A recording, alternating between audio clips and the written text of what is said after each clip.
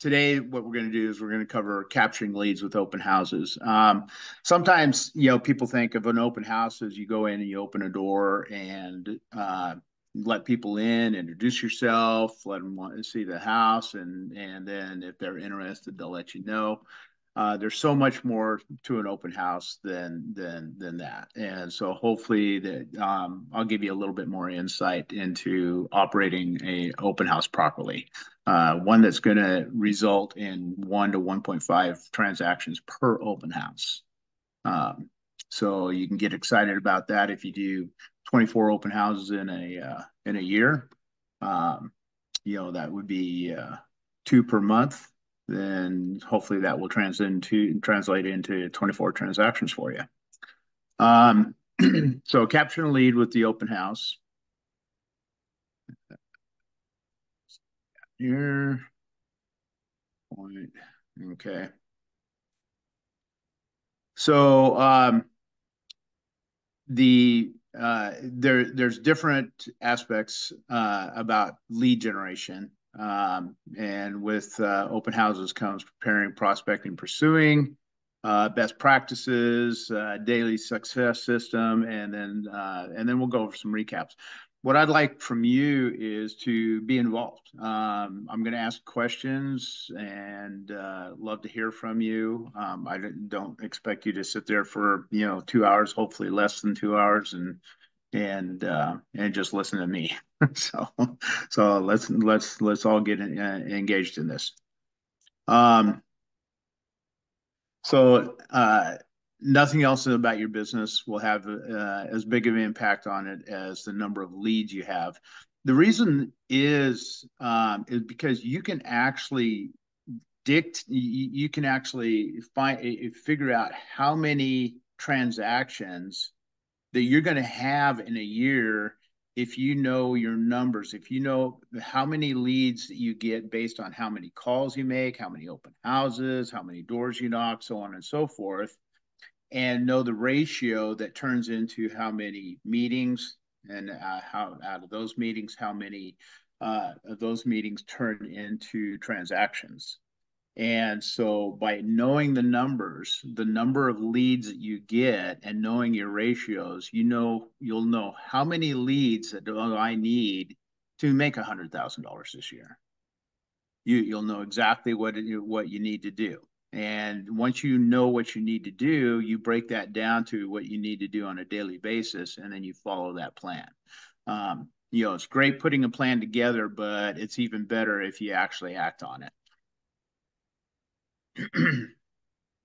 uh, this here.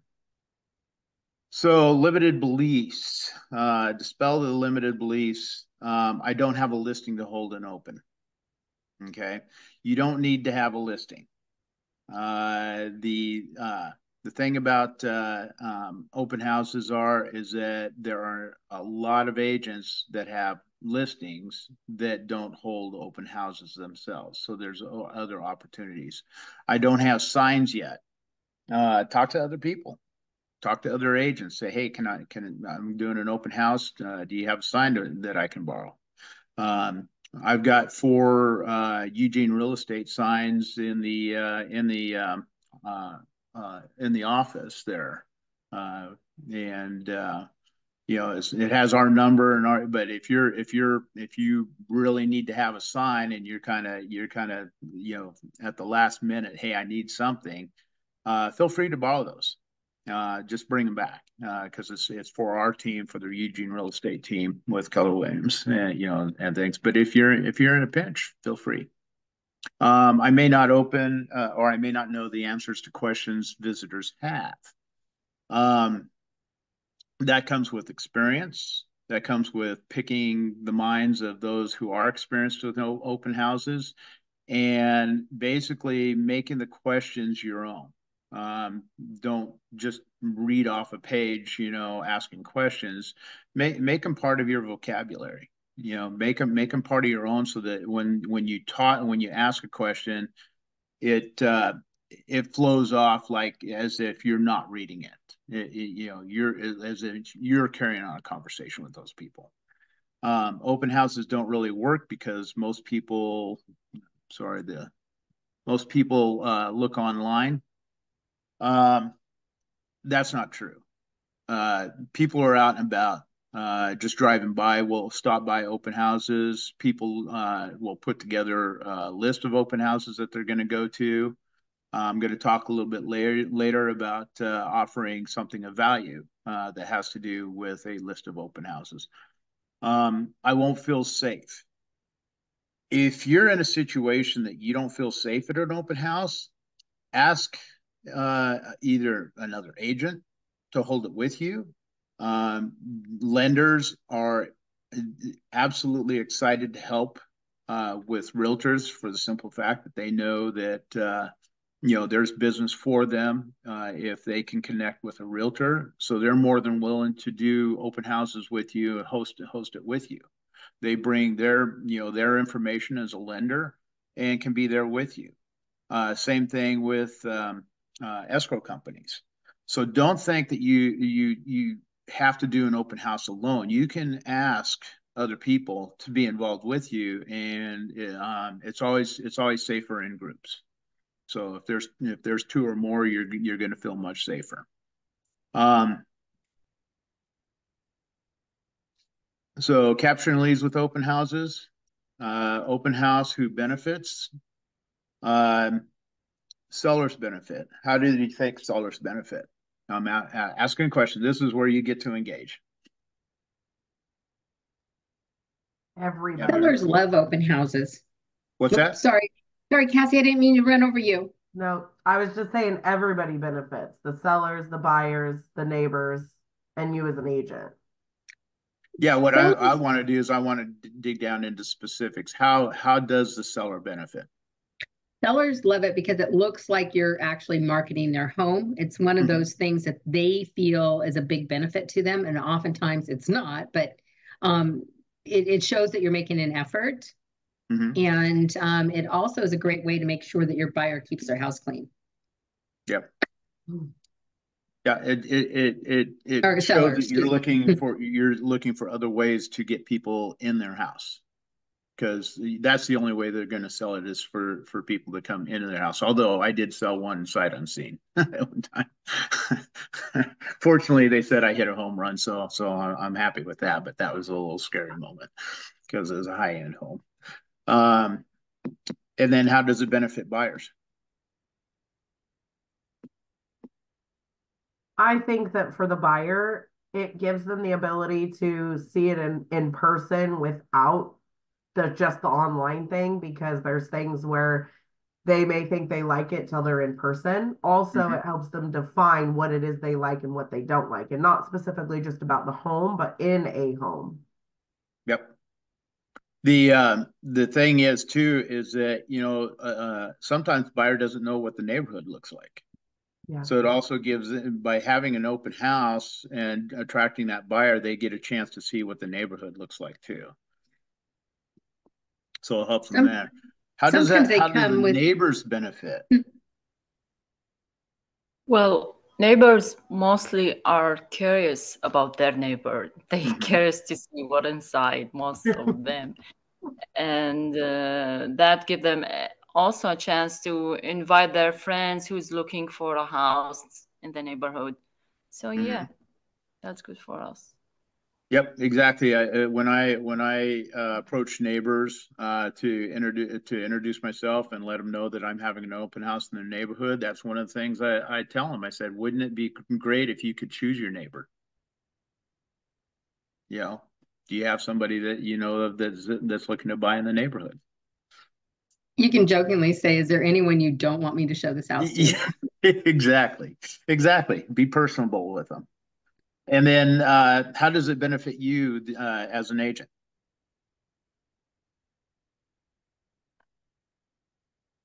It shows your seller that you are working hard for them. It also gives you the ability to meet new possible clients, Mm-hmm. prospects, however you want to put it. Yep. Well, I'm going also to it's talk. I'm going to talk about another aspect in a little bit that I get excited about having an open house. and how it benefits me as an agent. And we'll get into that in a little bit. I think it's great exposure for you as an agent. Everybody's like, you're everywhere. Hmm. Exactly. This was put on kind of at the, right after COVID, and we started opening up, but basically regarding the rules with COVID precautions. You should still check, does your seller have allergies that nobody should be bringing in a pet? They shouldn't be anyway, but, nowadays you have companion animals and so on and so forth. Does not mean that you have to allow them to see a house if it's something that's going to affect your seller in a negative way, because that's gonna come back on you. So just find out certain things on what's allowed, what's not allowed. If they maybe you still have somebody who's very paranoid about COVID and wants people to wear masks. Don't rely on people bringing masks. Then make sure that you bring your own masks so that you can divvy them out. Booties, I always recommend booties at an open house. I also recommend that you have a folding chair, because you don't know if the open house if there's going to be furniture right there that they'll be able to sit on at the front door, or if it's a vacant house. If it's a vacant house, obviously there's no furniture. And I tell you what, I hate putting on booty standing up. And so having a folding chair with you is going to be beneficial to your buyers. And if it's a vacant house, make sure you bring toilet paper. Mhm. Just saying. Yeah. I totally agree with you, Mary. Make sure the water's running too. Yeah. I made that mistake one time in a very remote area. It was a riverfront property. Fortunately, they had pans I could go down and get water from the river. Oh, It was not an experience I want to relive. So benefits of open houses, as far as lead generation, it's one of the most inexpensive ways to generate leads, next to basically focusing on following up with your database, your sphere of influence. Prospecting tool, it's a great prospecting tool. Like I say, we'll add some other details that's going to allow you to prospect even better. High return on investment. You figure, okay, if I do an open house right and it turns into one transaction per open house, you think of, an average, real estate check of, let's say, $10,000, and you spent how much for an open house? It's a great return on investment. Qualified leads. Most people, especially buyers that are coming to open houses, are already qualified buyers. They're out looking because they're already qualified. Some of them aren't, but that's your opportunity to get into a conversation with them and build a relationship. So, any ahas so far? What we talked about? Okay, we haven't gotten into the meat of it yet. So, best practices. Okay, so be purposeful, not entrepreneurial. You want to make sure that you set goals. What's your goal for that open house? I want to attract 10 people. I want to talk to X amount of people in the neighborhood. My goal is to hand out X amount of something of value, so on and so forth. Set your goals before the open house. You keep track of that, because you kind of know, okay, well, in this neighborhood, this is what happened. In this neighborhood, though, this is what happened. So I can know now better when I'm doing an open house in a certain neighborhood, or a certain price point, or so on and so forth. I know what to expect. Keep track of that information. Pick the house. Think about your market numbers. Me personally and my team, what we try to do is make sure that we focus on a geographical area for each person. When we're doing open houses, we want to farm a certain place. We want to be the agent for that area. So you might think about, okay, what area do I really want to be the go-to realtor in, and just hammer it in that area. What price point? Maybe you're a certain price point. Maybe maybe you decide that you want to be a luxury home realtor, and that you're looking at houses that are only $1 million and above. Takes longer to sell, but at the same time, bigger return.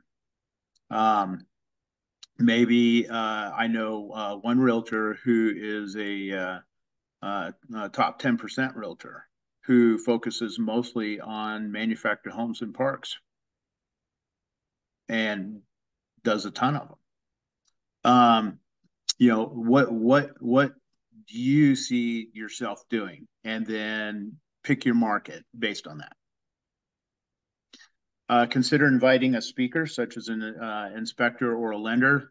Again, we talked about, safety issues. Even if you feel safe, it's always good to have somebody else that can bring something of value.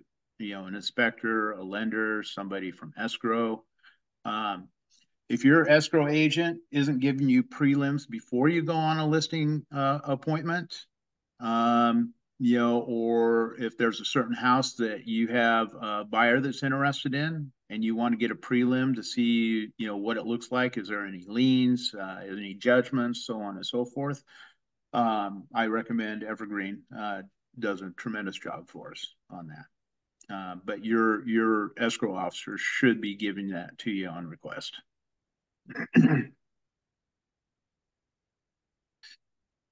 Pick the time. So most people think, okay, open houses are going to be on Saturday and Sunday. What time Saturday and Sunday? Well, Sunday, a lot of people go to church. When do they get out?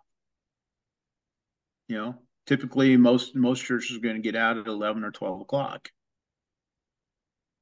So maybe you're going to hold your open house from noon to 2 or from 1 to 3. So that those people who are getting out of church also have an opportunity to see your open house. You're probably not going to have an open house between 10 and 12 on Sunday. The other issue though is to think outside the box. What about having an open house on a weekday that is close to a school from the hours of 3 to 5? People going and picking up their kids, and you have an open house nearby, and gives them an opportunity to swing by and see an open house, and then the kids start picking out their rooms. I don't know if you ever had an open house with kids coming in, but they tend to pick out their rooms whenever they come in. What about a business location? You've got an open house that's close to a business district, and you offer, wine and cheese at 5 o'clock. My open houses are from 5 to 7 on a weekday, so that people getting off work can come by, have some wine and cheese, and come through your open house that's close to a business district. So think of the geographical area. Think of other ways that you can think outside the box, and don't necessarily make Saturday and Sunday your only days to have an open house. And think of them, but do think of the times that are probably best to have those open houses. Sometimes people do 2 open houses in one day. So again, think of the time.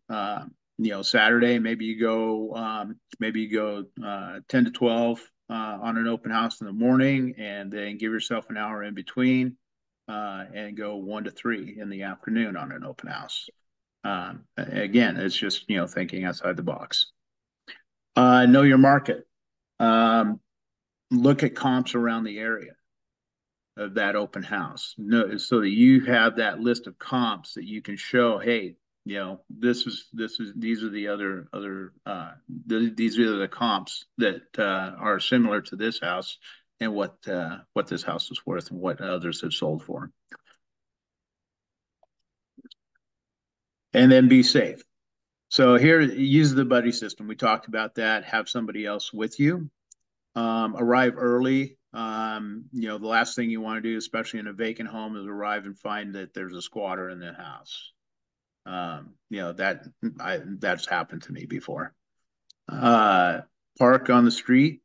The reason we park on the street is, first of all, allows more parking for people to come and get and park in the driveway close to the house. The other reason for parking on the street is if you park in the driveway and somebody pulls in behind you, and it's somebody that shouldn't be going through that house with you because there are going to be somebody that's going to make you feel unsafe, you're blocked in. Park on the street. Check all entrances and exits. Make sure that they were already locked when you got there. Because something was unlocked, you probably want to have somebody else go in there with you and check the rooms, or leave and call somebody to come and don't wait in the house. It may just be that the seller left something unlocked, and things. But at the same time, is that you want to be careful. I'm not trying to scare people off. I'm trying to make suggestions that you should follow, especially as an ex-law enforcement official. Make sure that your cell phone is fully charged. I had a problem last time in open house. When I got there was no Wi-Fi, and I had trouble using the Sentry key. I had to drive 3 minutes away in order to use the Sentry key. If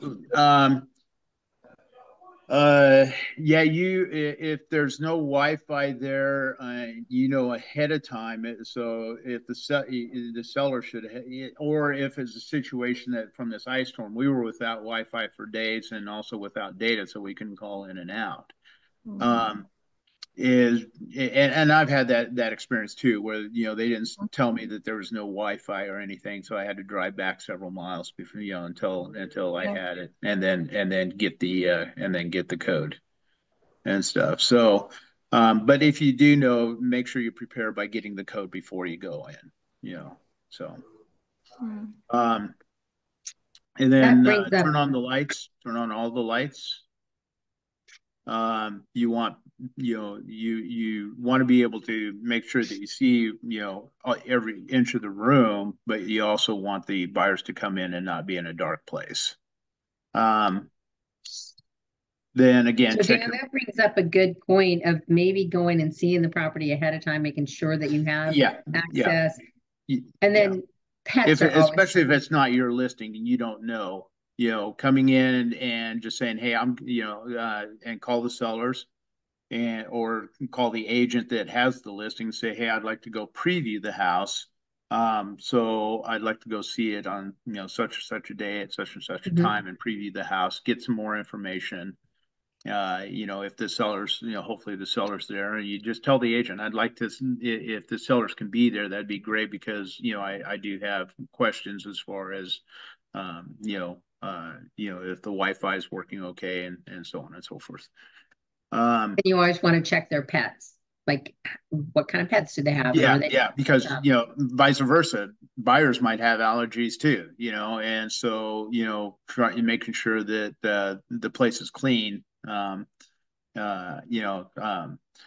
they smoking inside the house, or are they smoking, or do they smoke but they smoke outside of the house?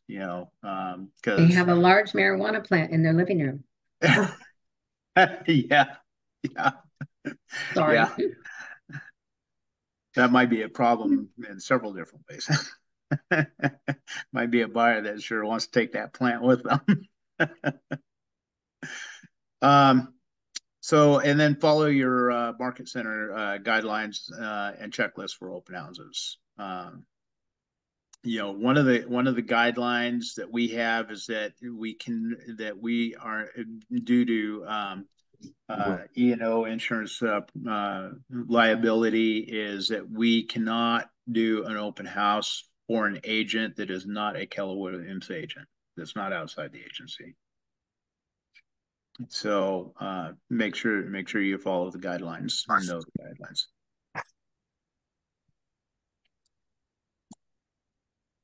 So any ahas out of that session?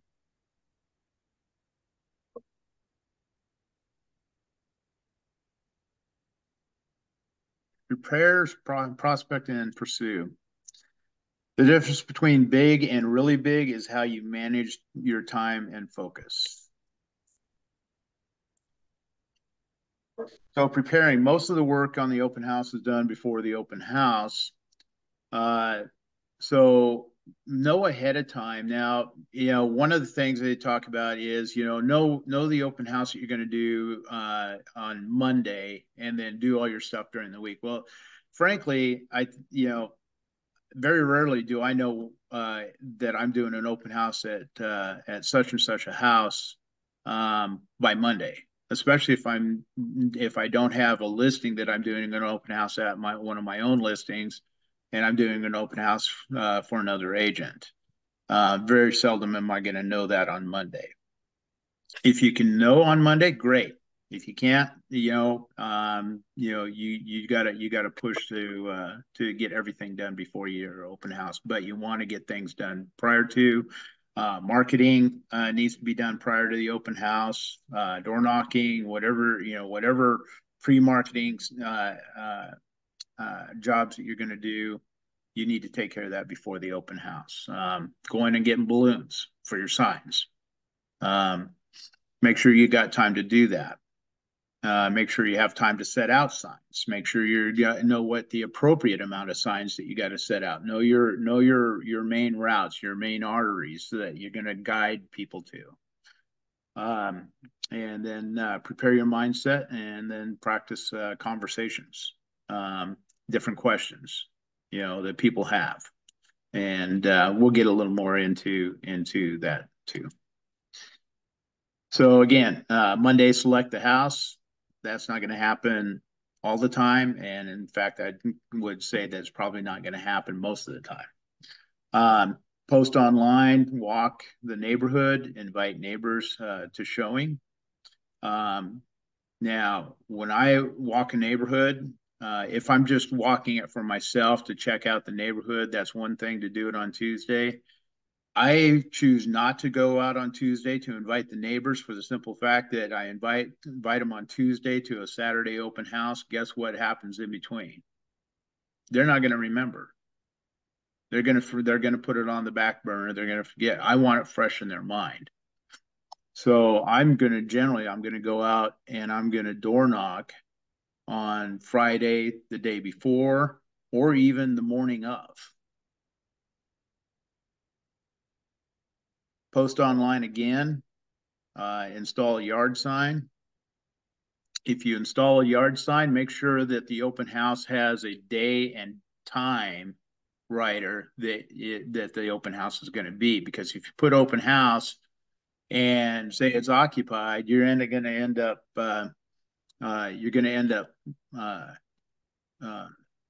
having people show up and disturbing the seller on day before the open house is going to happen. Invite your database. So we send out a mass email or a mass text to our database, letting them know that, hey, I've got an open house coming. Here's a short description of the house. Do you know somebody that might be interested in taking a look and coming to our open house? And that way it gets out to your database all at once. If you've got the proper CRM that you're using, you should be able to do a mass email or a mass text to all of your database. And then Friday, post online again, prepare market statistics, print flyers, and door knock. Now, door knocking for me is probably where I get the best return. And there's a lot of people that won't door knock, because they're either timid and won't go to a door and talk to people, understand you're not trying to sell them something. You know, I'm not afraid to go to doors that say no soliciting, because I'm not trying to sell them something. I'm just inviting them to an open house. And so what I'm going to do is I'm going to go up there with either a door hanger or a flyer, and it says you're invited. You know, it doesn't say just, you know, hey, here's the information of the house. It says you are invited. And so it looks like it's something that's a little bit more personal to them instead of something general. And so when I go up to somebody, I say, hey, you know, my name is Dan Goss. I'm a realtor with Keller Williams. I'm going to be having an open house down the road at such and such an address close by. And I just going around the neighborhood, introduce myself and inviting the neighbors to the open house. And you know, serves a couple purposes for me. I love to get feedback from the neighbors, and you may know somebody that potentially you could choose as your neighbor. And I said, wouldn't it be great if we can all choose our neighbors? And you know, and then hand them the flyer, and then if they don't tell me their name right away at the, you know, when I'm done with that opening, and we're ready to, you know, part ways, I say, by the way, what was your name? And I haven't had anybody say, I'm not telling you my name. And so what I do is when I door knock, I have my binder with me, and I make notes, and I'll go, okay, this X amount, this is the street number. I put the street name above, and then I just go down and I put the numbers of each house until I go to a different street. And I make a note of of what happened. You know, were they somebody who was nice? Were they somebody who wasn't? Because guess what? I'm going to knock on doors again, but I'm not going to go to the ones that were not very nice people. You know, because they're probably not somebody I really want to work with anyway.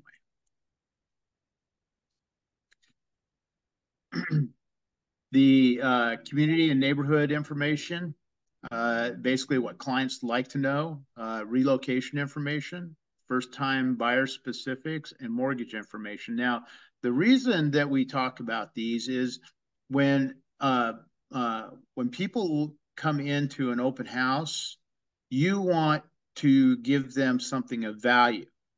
Now, maybe it's community and neighborhood information. Maybe it's relocation information if they're relocating from another area. Maybe it's first-time homebuyer specifics, you know, which is a great time to have, you know, that's when you really like to have a lender is, you know, hey, if maybe they're first-time homebuyers and you have a lender right there that they can talk to.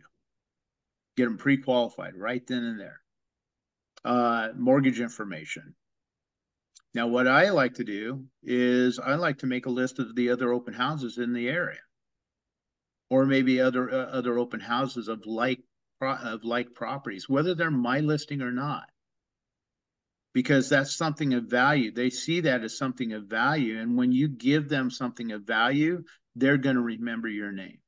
They're going to remember who gave it to them. One thing I don't do is I don't do flyers at an open house. So I will not do flyers on the house. I want to capture as much information as possible. So what I do is I have my computer set up. If I don't have the Wi-Fi there, I just go to my hotspot on my phone and get my computer up and running. And if they want to know more information about the open house, I say, great, what's your email address? And boom, I'm right there. I have the information of the property up on MLS on the client side, and I just go ahead and shoot that to them. And that way, what did I just do?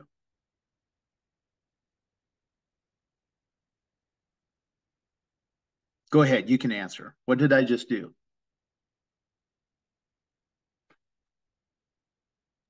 You just got some information to add to your contact list and command, if nothing else. I'm just guessing. I just added, not only did I meet this person, but now I have their email. How am I going to follow up with that? By the way, just in case that email didn't go through, what's a good number to reach you so that I can verify the information? Never had anybody tell me no. If they give me their email, they're going to give me their number. So now I've got their phone number.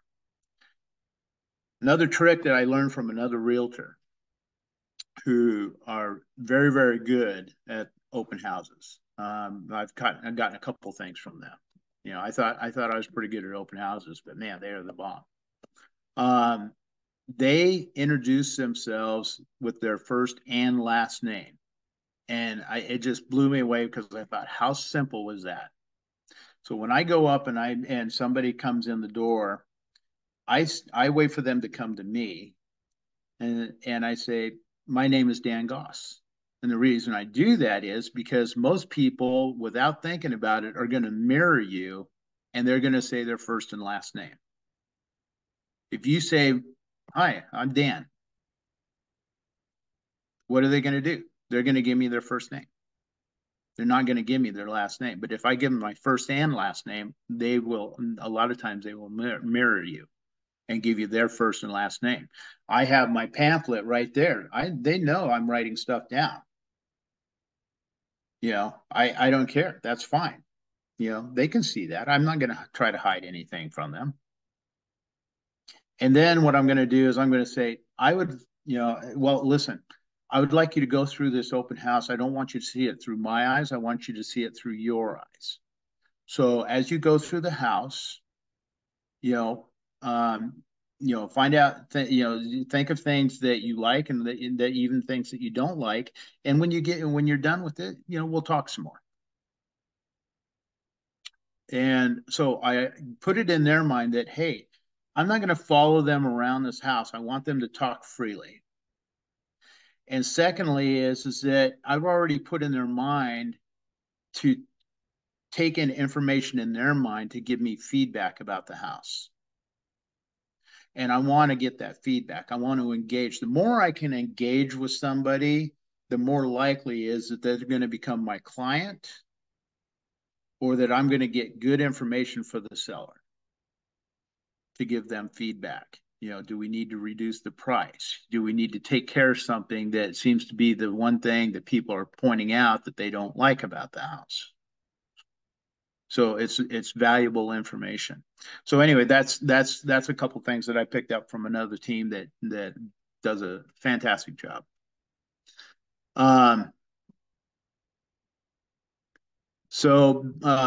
Prospecting, building trust and rapport, provide value, and capture information and qualified leads. So building trust and rapport, we're not in the sales industry, we're in the relationship industry. And if you think you're just in sales, then probably ought to, look at it seriously as really, maybe go, sell some cars or something like that. But, we are really in the relationship. I have some very good friends that I didn't even know before I started working with them in real estate. And our job is to build that rapport, to build that relationship with with people. Inevitably, as you talk, you start to find things that you can relate with that person. Ask questions and listen. It's not about you, it's about them. So you want to get as much information from them. So ask questions and shut up. Let them talk. Provide value. We talked about that, anything of value. Whether it's something about the rates, something about first-time home buyer. Maybe there's right now is some down payment assistance programs. Right now there's lenders that are buying the rate down for a year. I've got a lender that I worked with for years that's buying it down for 2 years. Information like that is valuable, and so you want to have that information on hand to hand out. Capture information and qualify leads during the course of of conversation as you're building a rapport. Now, are you paying cash, or have you already, gone to a lender and gotten pre-qualified? What is your plans on purchasing a house? How is that going to happen? Are you going to finance it or pay cash? Find out if they're qualified. You might have somebody that's in there that's saying, no, we're probably not going to be able to buy for a year or so because we have a bankruptcy. Well, dig deeper. Well, how old is that bankruptcy? Oh, well, it was a few years ago. Well, guess what? You only need 2 years. How your credit been since that bankruptcy? So dig deeper. Build trust and rapport. Great. Greet everybody that comes in the door. Again, engaging in conversation. Don't be shy. Again, introduce yourself with first and last name, and a lot of them will mirror that and give you their first and last name. Be firm with your, shake their hands, engage, ask questions, and listen. Be positive. Smile. When people come in, you're smiling, and sometimes, you kind of see an opening to joke around with them and things and get them smiling, and the happier people are, the more they engage. Know your team stats. So again, going back to the stats is how many people come into an open house. How many doors do I door knock? Now I try to do at least 2 hour 50 doors on door knocking. If I'm in a rural area, I circle prospect using a dialer. If you don't have a dialer, sometimes what you can do is you can get information from escrow. Say, hey, I want a certain radius. I want the names of people and as much information as possible that you can get me on those people. Use escrow. The escrow offices are a great resource of information and things. They'll even supply your booties. Understand personality types. Sorry. You mean I asked the escrow about the neighbors that I'm doing the open house in? Like, for example? Yeah, so here's an example. If I'm doing circle prospecting, I'm going to say, okay, my escrow officer, who's Dana at Evergreen, but hey, Dana, can you get me a list of properties in a 1 mile radius of such so-and-so address, and only those properties that have been owned for 7 years or more, and that are owner occupied, and they will get that list to you. And and then you can do, you can pay for a search. I have a free search. It's kind of tedious, but at the same time, it's been pretty good about getting me some numbers and stuff. Escrow might be able to engage in one of those programs and get you some numbers for those people. I'm just curious why you asked this question for 7 years. Why? What's the average ownership before somebody sells a house? 7 years. I got you. Yeah.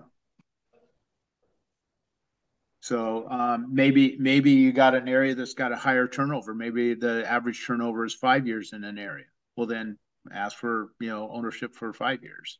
So what does that mean? I'm just curious. What does that mean for 7 years? I know that means if the average is 7 years before somebody sells a house, you have a better likelihood that when you circle prospect people that have owned a house for 7 years, that they are more likely to be ready to sell their house. Okay. Yep. So, but I use the Mojo dialer, and so I can get that list, and I can download that list into the Mojo dialer, and it brings up all the phone numbers for me.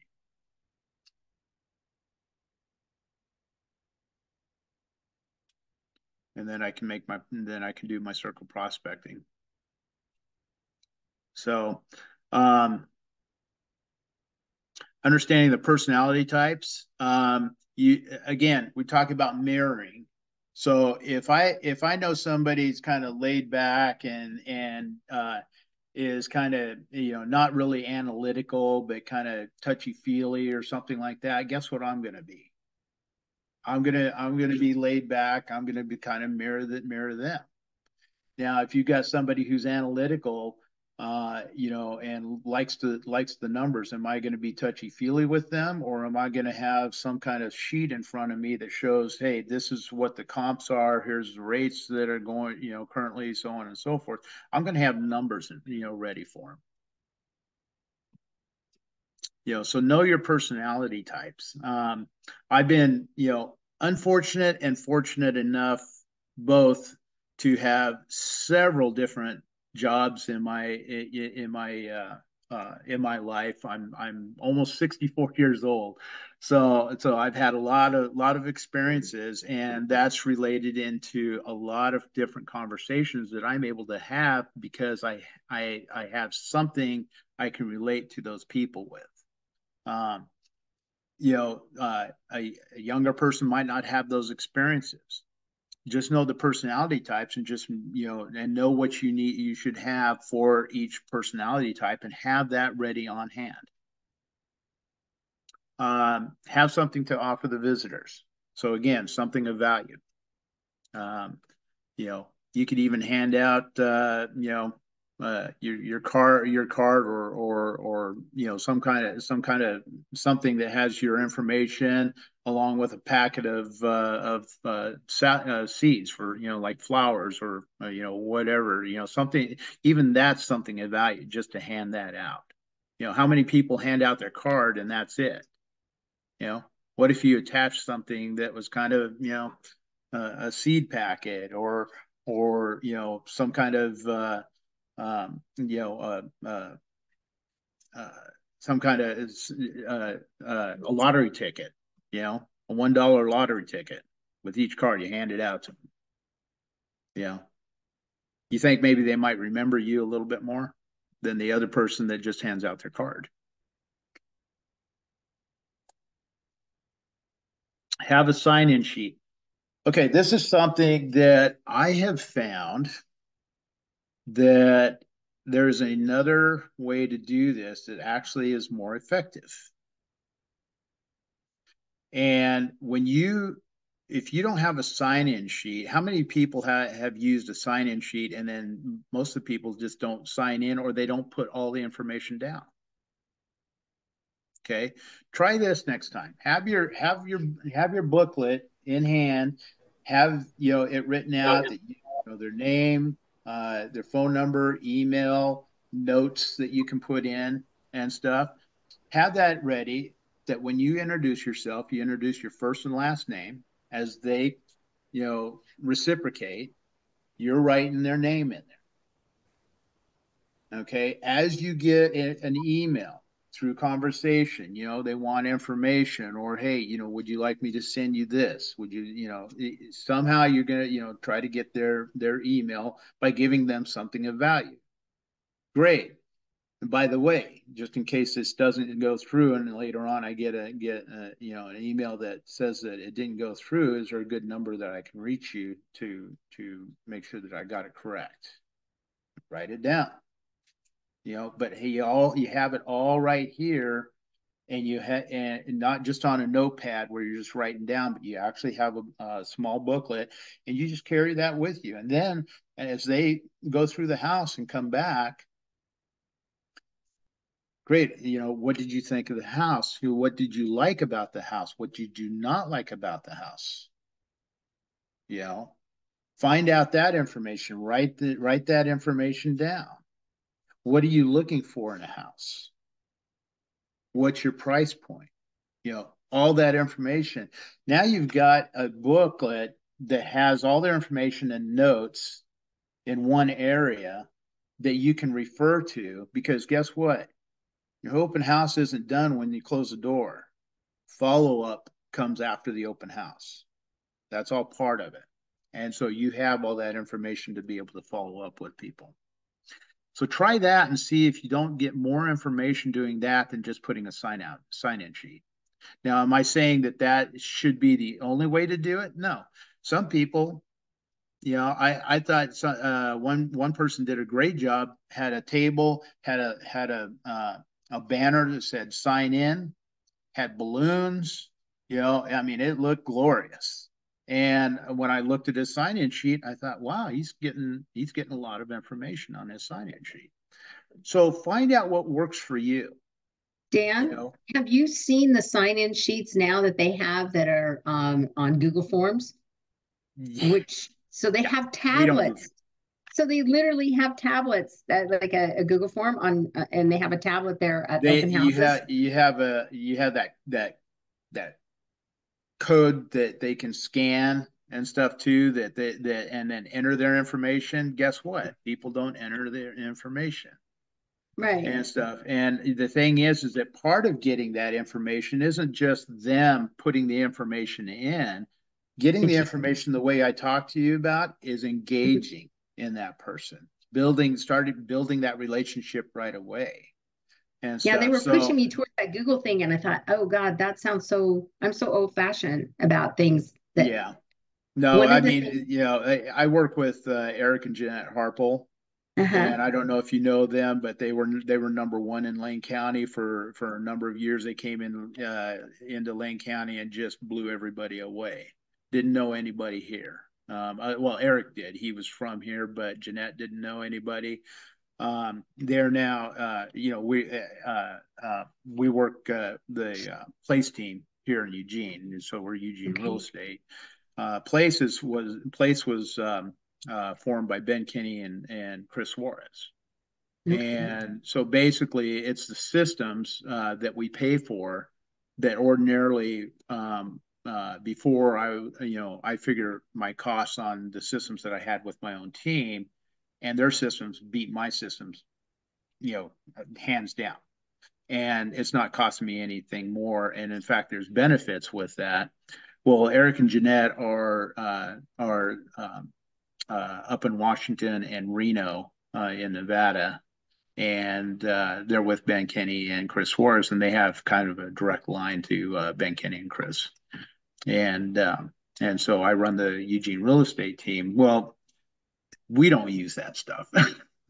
So, good. So anyway, it's great to have different forms, different ways of signing in, but I do not think anything ever beats engaging in somebody to get that information. You know, you're not asking them specifically, you know, you're engaging in a conversation, and through conversation these items are coming up and stuff. So you're not saying what's your name, what's your email, what's your address and stuff.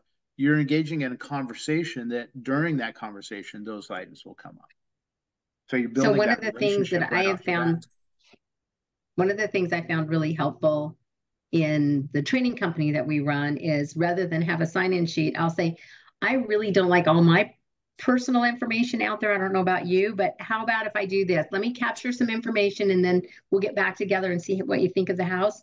And then I always love to send people, if they don't like this house, a list of houses that might work for them. You know, and I write it down rather than have a sheet out. Like I said, the idea is try different things and find out what works best for you. Okay. Maybe a sign-in sheet works best for you. You know, somebody has a really hard time engaging in conversation. Sign-in sheet might be the best way to get as much information as possible. So it's just, you know, try those different things and see what works best for you. I'm just giving you other ideas that are not part of this training. Use the KW app. So, you know, obviously, you know, the KW app, you can you can forward them the KW app, the link to get up on your app, or say, hey, you know, or have your app on your phone and show them, you know, shoot, if I just press this neighborhood, it's going to show me this. You know, would that be something of value to you? Make sure you ask that. Would that be something of value to you? You know, if they say no, well, then, you know, probably shouldn't try to push it on. If they say yeah, then great. Then give them the link and then have somebody else that's on your app. Ask questions. I think we've covered that. Always asking questions. Remember, you're there to get leads and appointments. Okay. I think you remember you're there to build a relationship and get leads and appointments. Because I don't think you get leads and appointments without that, without building a relationship. Follow up and convert leads after open house. So again, like I said, you know, once you close the door, it's not over yet. So what you want to do is you want to take all that information in your book, transfer it to your database. Don't wait until Monday, then Monday becomes Tuesday, so on and so forth. Be focused on the tasks that you need to do after an open house and just do them. You know, you block out, when I block out an open house, I'm blocking out 7 hours of time. I do an open house for 2 hours. And the reason I do it for 2 hours is I used to do it for 4 hours, and people would come in periodically here, there, so on. When I started going to 2 hours, all of a sudden, everyone that was going to come to the house is coming in at the same time. And when you got more people coming through an open house, you have more of a sense of urgency that people are saying, hey, man, there's a lot of people here, you know. And it kind of you know, makes them feel that, you know, we need to get an offer in, you know, quickly, because there's a lot of people looking at it. So do your 2 hours, you do your door knocks, you do your marketing, you do your and then after you close the doors, now you're doing your follow-up. So update your database, follow up with the attendees, you know, with the information that you have. Reevaluate the goals that you set.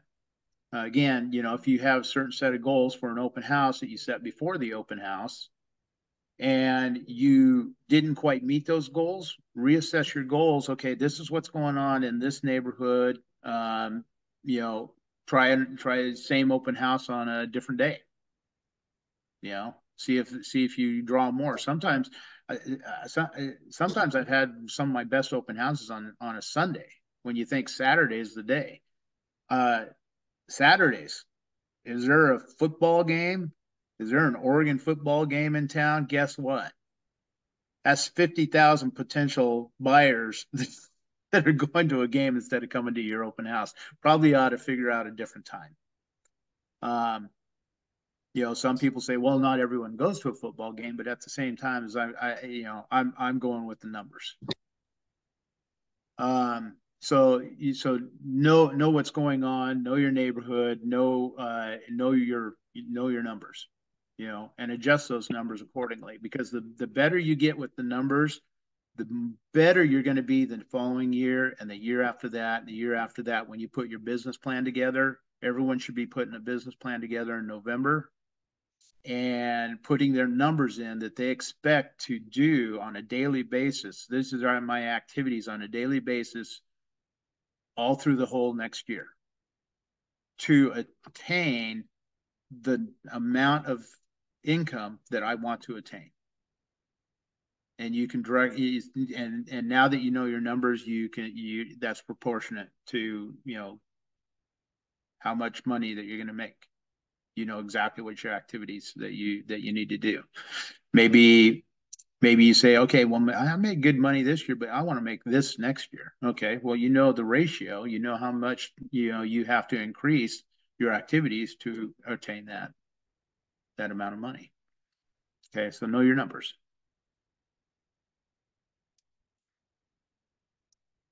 Any ahas on that session? I saw a lot more writing that time.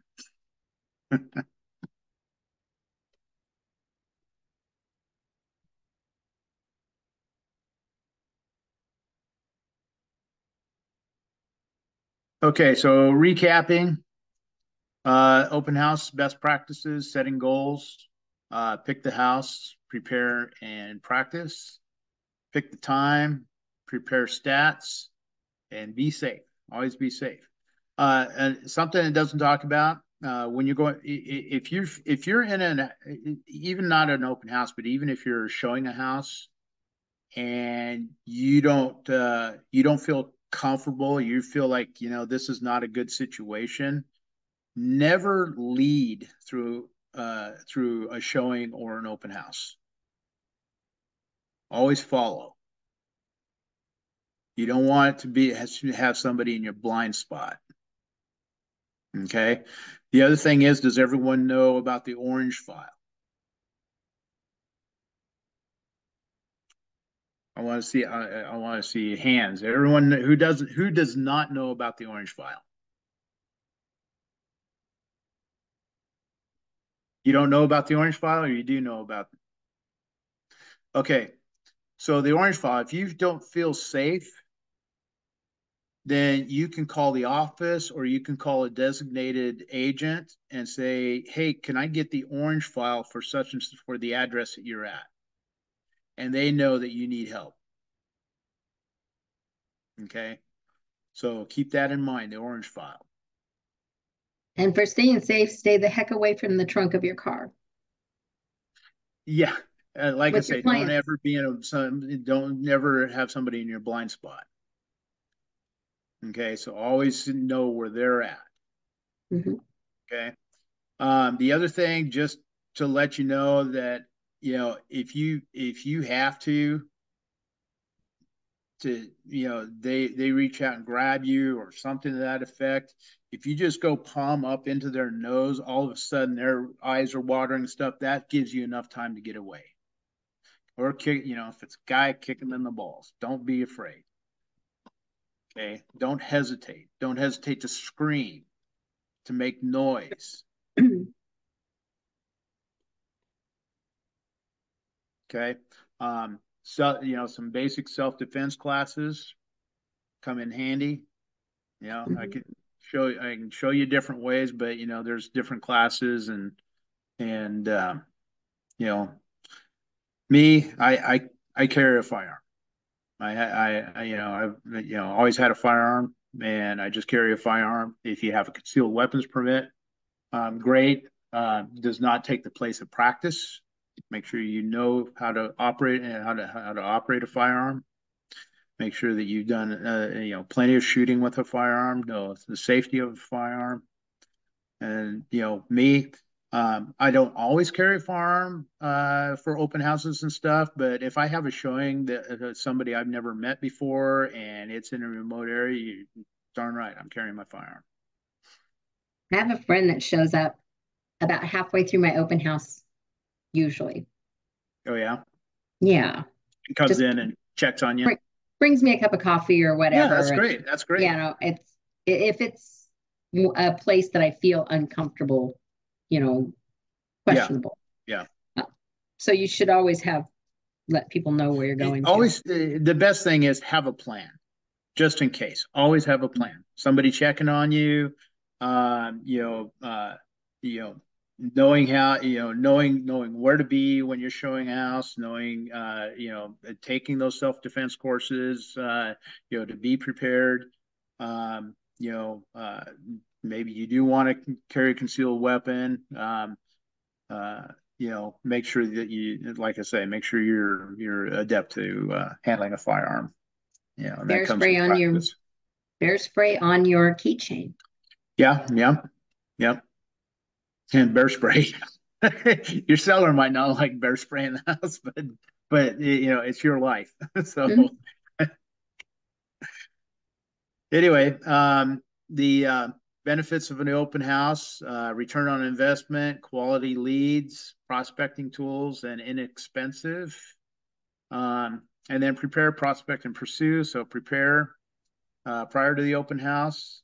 Be ready for it. Prospect while you're doing the open house, while you're doing door knocking, and then pursue. That's the follow-up.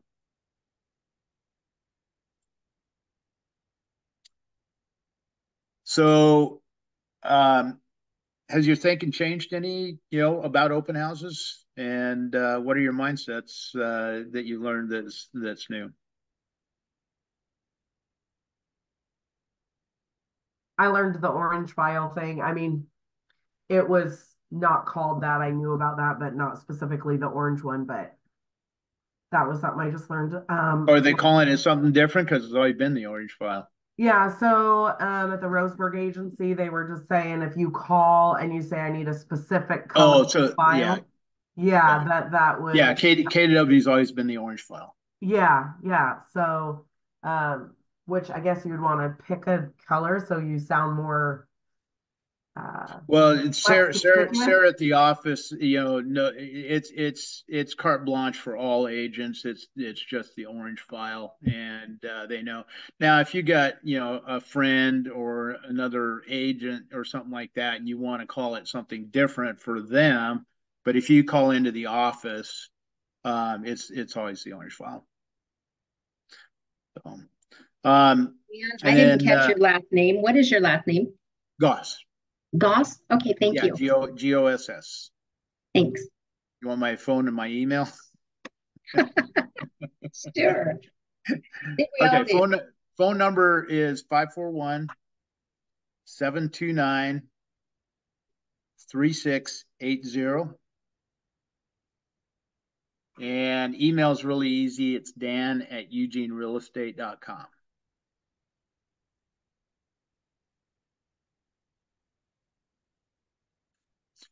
So let me ask you this. Is there anything different that you're going to do on your next open house that you, as opposed to what you've been doing? I'm going to get a book, an open house book. Mm-hmm. I love that idea. Yeah. Yeah, I've got mine's just this little, about that big, and I just, I'm able to just write it all down. I have it preset. Has anybody, well, then let me ask you this. Everybody that's done an open house, they went out and door knocked prior to your open house? Yeah, I did. You did? Yes. Yeah. And some of them were kind of rude with me. Yeah. Well, again, like I say, go at it as though you're not trying to sell them anything. Just say, Well, they I'm in a think situation. it's they think that I'm soliciting something. Yeah. Some people I think let that them know I'm right up buying. front. Hey, I'm not, Yeah. I'm not selling you anything. I'm just, I'm going around the neighborhood introducing myself. My name's Dan Goss, and I'm going to be doing an open house in your neighborhood at X, X address, and I just wanted to let you know that you're invited. I'd love you to come and take a look at the house. I'm always welcome to feedback, and it'd be great for you to choose your neighbor. So maybe somebody that that's looking in the neighborhood, and you can pass it along. Yeah. I never ask them, hey, are you interested?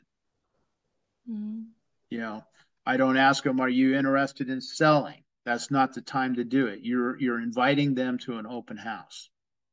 And then the follow-up is, like I say, I'm not just knocking on their door once. Now I'll take notes, and like I say, the ones that weren't very nice, I won't go back to and stuff, but I'm going to know their name. So the next time I go to an open house, oh, hey, Mary, how you doing? You remember me? I'm Dan from, Dan Goss from Keller Williams Realty. I just wanted to let you know that we're now pending on this house, and we had a lot of people looking. Do you happen to know anybody in the neighborhoods that's been talking about selling their house? Because we have a lot of buyers looking. Are you thinking about selling in the next year? Now, I don't say, are you thinking about selling? I ask them, are you thinking about selling in the next year? I want to know if it's something immediate or something later. Do I put them as a nurture, a hot, Or do I put them as a watch because they didn't answer? That they're not planning on selling in the next year. Well, fine, I'll put them on a watch.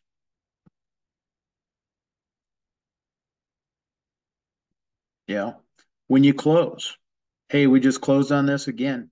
Just want to remind you, we still have a lot of buyers looking in your area. Or you send out a postcard on the third time. But you should be making contact with those doors 3 different times.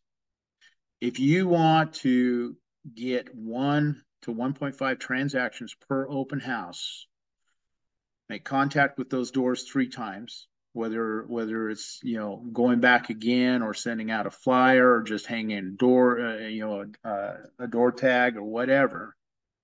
Follow up after your open house and engage at your open house, and you will get 1 to 1.5 transactions per open house. So now next year you did 24 transactions and you did it right, or 24, you did your open houses correctly and you got 24 transactions. You say, something? I want to do 48 transactions next year, or 48 open houses, because I want to get 48 transactions. I want to make 200 grand this year. I'm going to make 500,000 this year. Whatever it is, know your numbers, and I guarantee if you do an open house correctly, you will get 1 to 1.5 transactions per open house.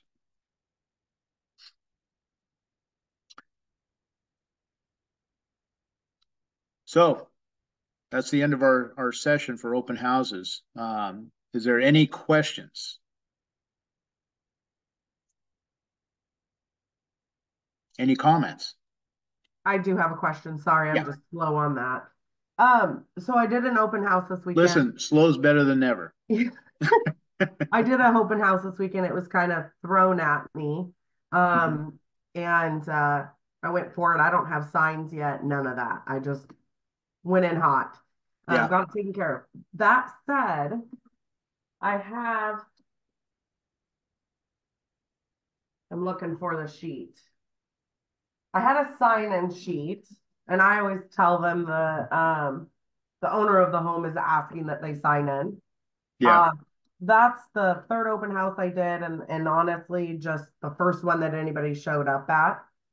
So my question to you is, because it asks on my sheet, do you have a realtor, basically? And the two that, because the realtor signed in, and then the other 2 parties, they signed in themselves, and they say yes. And I don't want to tread all wrong on those people, but of course that a lot of us, I believe Mary was in yesterday, that lady, even when they're represented by a realtor, says she puts them in their campaign, like if they gave the email and things like that. What's your thought on that? Because I'm trying to decide. So if they're working with the realtor, I want to know who the realtor is. So here's the thing with the sign-in sheet. You're not looking at the sign-in sheet all the time. They're in the house, they're out of the house. By the time you look at the sign-in sheet, you see that they have a realtor, right? But you don't know who that realtor is because you didn't get an opportunity to ask. Now, if you don't have a sign-in sheet, and one of my questions is, are you currently working with a realtor? And they say yes. Oh, who are you working with? Then it tells me that they're not either serious that they are working with a realtor, or they're not very dedicated to their realtor. Okay. If they say yes, and then they tell me their name, then I can write that name down. And what's my follow-up?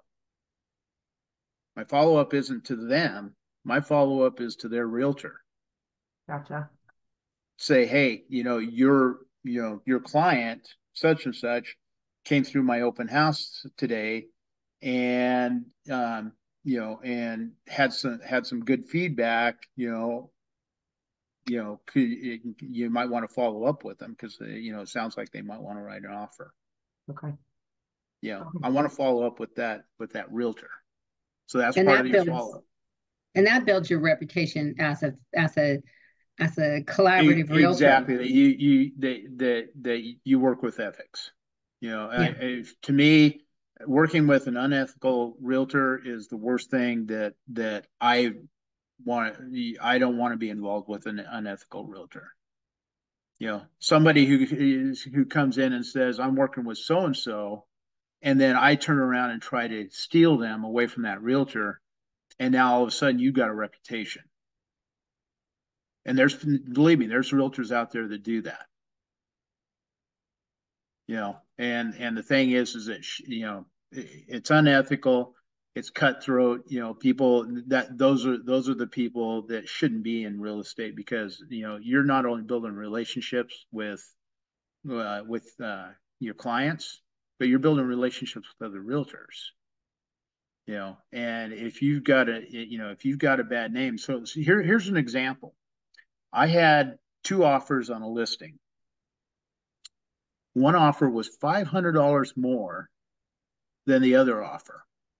The one that was $500 more, I had bad experiences with. I had bad experiences with her lender. The one that's $500 less, terrific experiences with, and great experiences with her realtor. I know her realtor was class, right? Or her lender. So instead of saying, okay, going to my client and say, well, you offer for, that's $500 more than this offer, what do you want to do? What I tell my client is, okay, let me tell you a little bit more detail. This realtor I've had some bad experiences with that made the transaction very hard. And this lender I had bad experience with that made the transaction really hard. The one that's less, I had great transaction experience with both parties. And I said, if it's okay with you, what I'd like to do is go back and negotiate with this party. And if they'll come up $500 more and match this offer, do you think that you would go ahead and accept this? And yeah. So I went back and I said, hey, here's the deal. We've got an offer is $500 more. If you'll match that, we really want to work with you. Yeah, no problem. $300,000 transaction at the time, come up $500. Yeah. So anyway, so we got to work with them, had a great experience with the transaction. I avoided this. So don't be the one that they want, that other agents want to avoid working with. So build those relationships. Don't give your resume. Well, I've been doing this for 20 years, and and blah blah blah, and stuff. It's like, oh my God, I don't care. I know agents that have been doing this for 1 or 2 years that's already doing more transactions than you are, because they got trained right. So I don't care about your resume. What I care about is having a smooth transaction. Well, speaking of resume, I noticed some of the agents, unfortunately, especially those who spend years, they have a lot of experience. Some of them, some of them. Let me stop you there. Somebody's been working for years also has some bad habits. Yeah, that's what I'm trying. That's what I'm saying, that they try to ruin other reputations agents. So yeah. In some way, in any way, try to lower their level. So yeah. Bad. And sometimes you're in a situation you do have to work with them because they're the listing agent. You have a buyer that likes their house, Oh my gosh. and stuff. Well, you got to make do with that. But you can also explain up front, with your client, is that, hey, it's great. I know you like this house. I want to get this house for you. Just know that I do, that this realtor is a little hard to work with. I just want to prepare you that, there may be some situations that may delay some things, but I will work my hardest to make sure that doesn't happen. That's right. So it's, like I say, I mean, it's how you talk to people, how you approach people, how you build those relationships with everybody. You know, Stephanie Coates, you know, was with KW for a long time, left, you know, KW, came back to KW. Tremendous personality, gets along with everybody. And I would not hesitate to do a transaction with her. And most all realtors feel the same way. It's because how she handles other people, how she talks to other people, not just her clients, but how she talks to other agents. You know, there's several different, you know, there's several great agents at KW that are just like that. You know, I hope I'm one, but you know, that's up to other people's opinion, not mine. So anyway, if there's any other questions, any way that I can help, you know, I'm always open. You can give me a call, text me, email me, and I'll be happy to help you out. Be up to answer any questions. Okay. Awesome. Thumbs up. All right. Well, I hope you enjoyed. Hope you picked something up. If you just picked up one thing. Kathy, don't forget to call me. What's that? Oh, Kathy. Oh, Kathy, don't forget to call me. Thank you so much, Dan. I appreciate it. No problem. All right. I'll see everybody later.